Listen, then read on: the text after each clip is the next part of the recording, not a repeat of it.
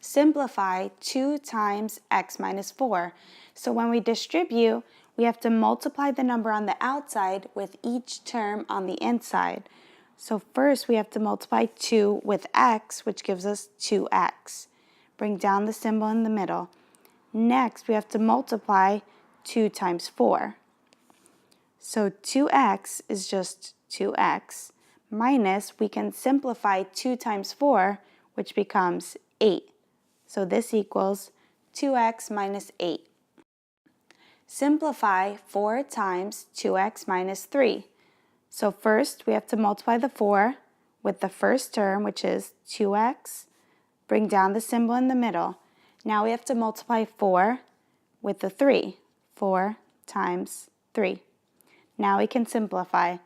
4 times 2x equals 8x minus 4 times 3 equals 12.